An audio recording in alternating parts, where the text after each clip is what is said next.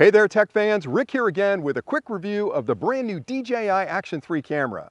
Today I'm out testing the electronic image stabilization function that this camera provides, and that's a really important feature because with an action camera, you're going to strap it to your bike or your surfboard or your skis, and you're going to move around a lot because it's designed to be used for action.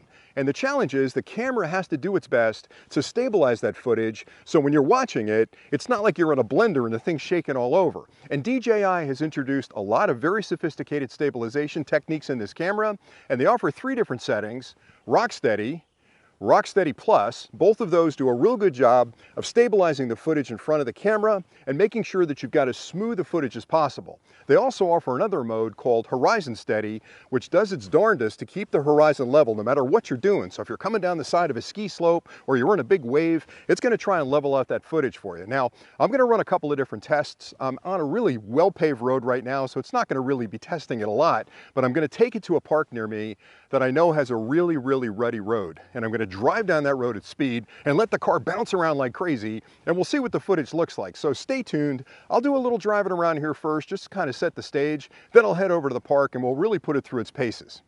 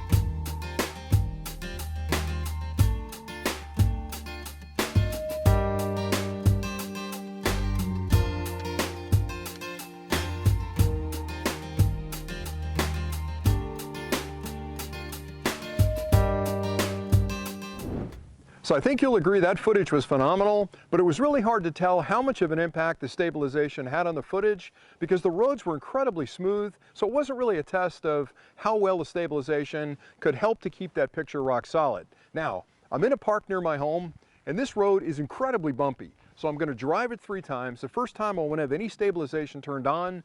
The second time I'll turn on Rock Steady Plus, and the third time I'll put on Horizon Steady. So we'll get an idea of exactly how much of an impact stabilization can have when you're really jostling that camera around. So stay tuned for that next.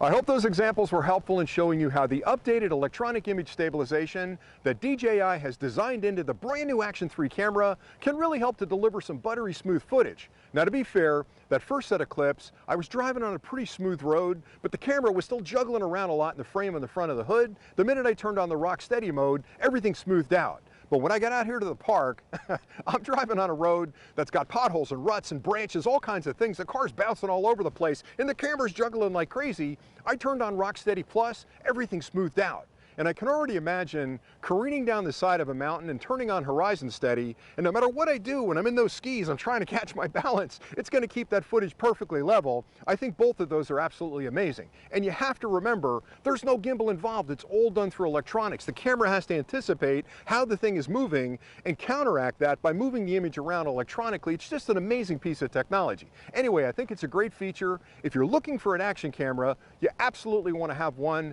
that has really good electronic image stabilization.